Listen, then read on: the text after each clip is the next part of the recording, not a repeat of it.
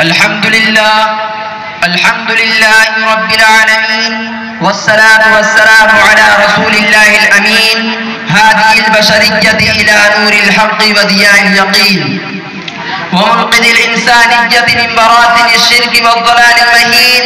أما بعد، قال النبي صلى الله عليه وسلم: طلب العلم فریضۃ علی کل مسلم. محترم حضرات، سامعین کرام، آج میری تقریر کا عنوان ہے علم دین کی اہمیت. جیسا کہ آپ لوگوں کو معلوم ہے کہ آج زمانہ تعلیم میں بہت ترقی کر رہا ہے. تعلیم کی طرف ہر ملک و قوم اور ہر طبقے کی توجہ ہو گئی ہے. اس دور میں کسی قوم اور کسی ملک کی ترقی اسی میں سمجھی جاتی ہے کہ اس کے یہاں تعلیم یافتہ کتنے ہیں. ہر ملک اور ہر گروہ اپنے افراد کو زیادہ سے زیادہ تعلیمی لائن میں لگانا چاہتا ہے اور دوسروں کو اس میدان میں پیچھے دھکیلنے میں لگا ہوا ہے. ایک مقابلہ اور سخت جنگ کی کیفیت پائی جاتی ہے. موجودہ دور میں اس بات کی بڑی ضرورت ہے کہ یہ بتایا جائے کہ اسلام میں علم اور طلب علم کی کیا اہمیت ہے. اور ایک عالمگیر قیادت کا دعوے دار ہوتے ہوئے اسلام انسان کی فطری تلاش و جستجو اور کھوج کے لیے کس قدر مفید ثابت ہوتا ہے. اس کی تعلیمات انسان کے ذوق کی تکمیل و تسکین کا کس درجہ سامان فراہم کرتی ہے. سب سے پہلی صورت جو حضرت صلی اللہ علیہ وسلم پر نازل ہوئی، اس میں اللہ تعالیٰ نے انسانوں کو اپنا یہ احسان یاد دلایا کہ اللہ وہی ہے جس نے انسانوں کو علم و تعلیم کے زیور سے آراستہ کیا. ارشاد ہوتا ہے: علم الانسان ما لم یعلم، سکھایا اس نے انسان کو وہ جو وہ نہیں جانتا تھا. قرآن جاننے والوں اور نہ جاننے والوں کو ایک فہرست میں نہیں رکھا. هل يستوي الذين يعلمون والذين لا يعلمون، کیا وہ لوگ جو جانتے ہیں اور وہ لوگ جو نہیں جانتے برابر ہو سکتے ہیں؟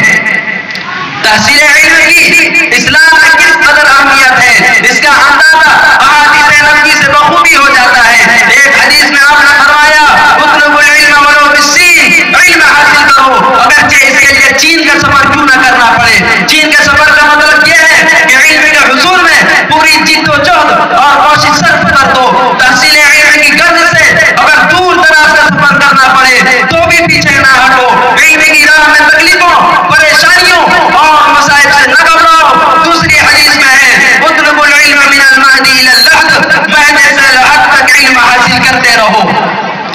انہی اسلامی تعلیمات کا نتیجہ تھا کہ مسلمانوں نے علم کے حصول میں مختلف بر اعظموں اور ممالک کی خاک چھانی، طویل سفر طے کیے، مدارس، تعلیم گاہیں اور تحقیقاتی مراکز قائم کیے، دارالمطالعہ اور کتب خانوں کا جال بچھایا اور ساری دنیا میں اپنی علمی برتری ثابت کر دکھائی.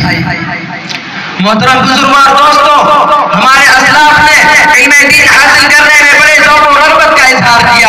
اس کی خاطر بڑی تکلیفیں برداشت کی، دور دراز کے سفر طے کیے، خطرناک راستوں سے گزرے، غربت و مسافرت کی زندگی اختیار کی اور اپنی علمی پیاس بجھانے کے لیے در در کی ٹھوکریں کھائی، مصائب برداشت کیے. مسلمانوں کے علمی کارنامے تو بے مثال ہیں، مگر افسوس کہ آج مسلمانوں میں وہ علمی ذوق باقی نہ رہا جو ہمارے اسلاف میں تھا. وہ علمی ولولہ اب سرد پڑ چکا ہے جس نے ساری دنیا کو مسلمانوں کے آگے ظالم عدالت کرنے پر مجبور کر دیا تھا. علم کے ساتھ دلچسپی اور لگن جو کبھی مسلمانوں کے اندر تھی اب غیر مسلموں میں آ چکی ہے. میرے محترم بزرگوں اور دوستوں، کتنی بڑی بدقسمتی کی بات ہے کہ آج جنہیں خود مسلمانوں نے علم و ہنر کا سبق پڑھایا تھا، اب خود مسلمان ان کے دستے نگر ہیں. مسلمانوں میں وہ علمی ولولے ماند پڑ گئے جن کے ذریعے ہمارے اسلاف دنیا میں چمکے اور دنیا میں نام پیدا کیا.